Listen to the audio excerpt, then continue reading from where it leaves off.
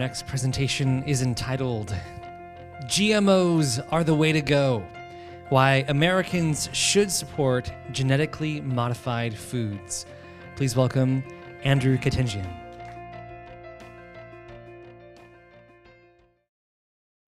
There is life that comes from a brown, humble, and nutty flavored vegetable called cassava.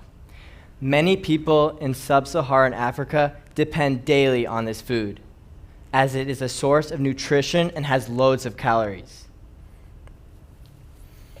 If something were to happen to this food, many would suffer.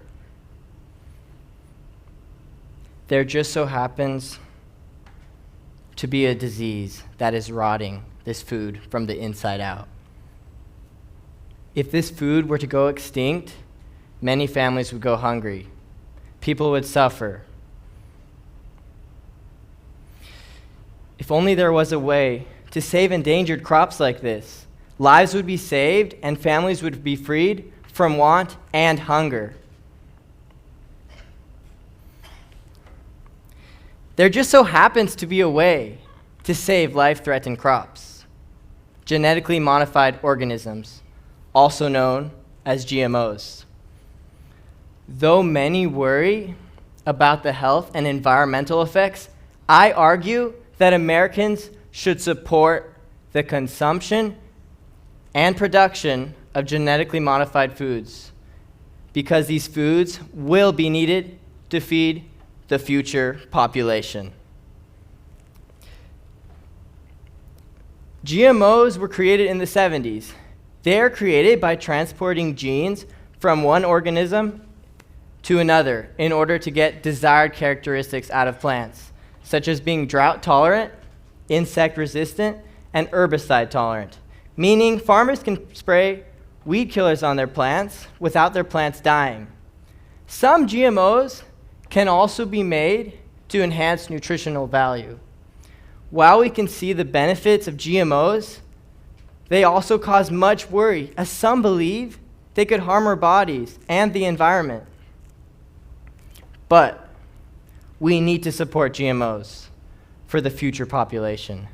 Studies have shown that the population is expected to grow to nearly 9 billion people by 2050. As the population grows, urbanization will increase. More houses will have to be built, more food will have to be produced.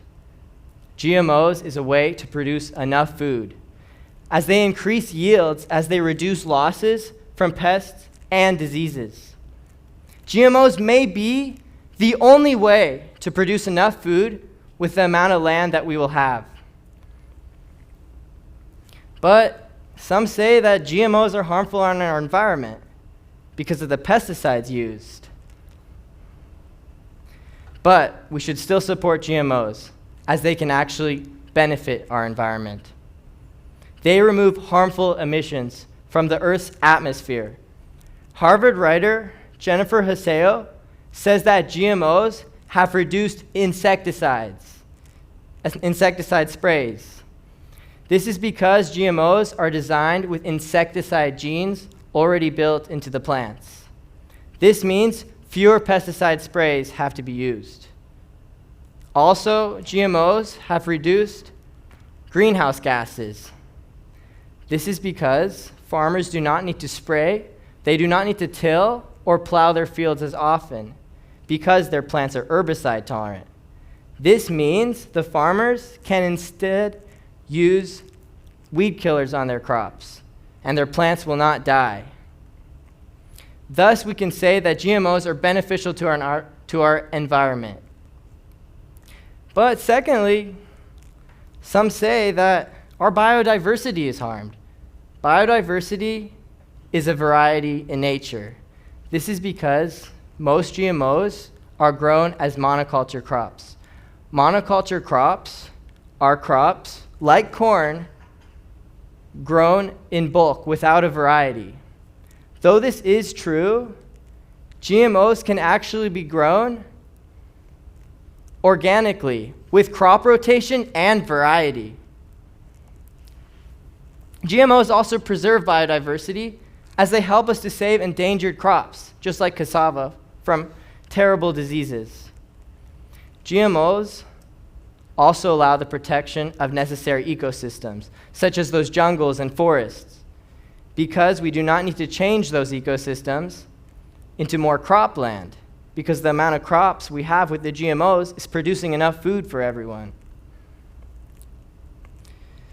Thirdly, people say that GMOs, they're economically impractical for farmers that are foreign to even access them. This is because this might be true, but GMOs are actually cheaper because they are increasing yields. So we should support GMOs for the sake of those third world and developing countries that need more food to survive. Not only do they increase yields, but GMOs can be made with added nutrition, such as vitamin D. This is vital for children in these countries to not only thrive and survive. I know what you're thinking. The big question still remains, what about our health? Aren't GMOs harmful on our health? Don't they cause toxins on our bodies, causing allergies, diseases, or even cancer? Fortunately, there have been tests done to prove otherwise. Over the last 20 years, scientists have been able to conduct histopathological tests. These are just like human biopsies. They did these tests on rats fed GMO foods and rats fed normal foods. The tests examined the organs and tissues of rats, finding no harm done.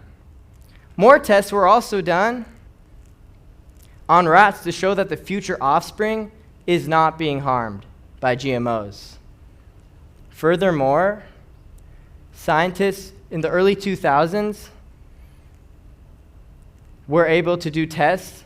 These are scientists from China. They were able to do tests on genetically modified tomatoes and corn. They found that modifying DNA does not cause the harmful mutations. Thus, so far, we can say that GMOs are safe and they're not a concern for our health right now. GMOs, there are similar foods to GMOs that have also had success in the past. In the 50s, Norman Borlaug helped create conventionally bred wheat. This wheat saved many people's lives in Pakistan and India during the Green Revolution. These countries were struggling to feed their crops. They were struggling to feed their people as their crops were dying after World War II. Borlaug's genetically modified wheat increased yields, thus feeding millions of lives. This should give further affirmation to us to support genetically modified foods, as similar foods have had success in the past. GMOs. Though they sound scary, a world without them would be far scarier. Without them, there would be no reliable way to feed Isa's hungry family in Tanzania. There would be less of a variety of foods for us today, and there would be no great way to feed the world of tomorrow. So that is why we must fight for GMOs. Though they are new, they are promising.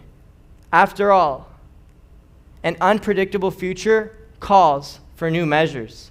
To fight for GMOs is to fight for our country and for our world.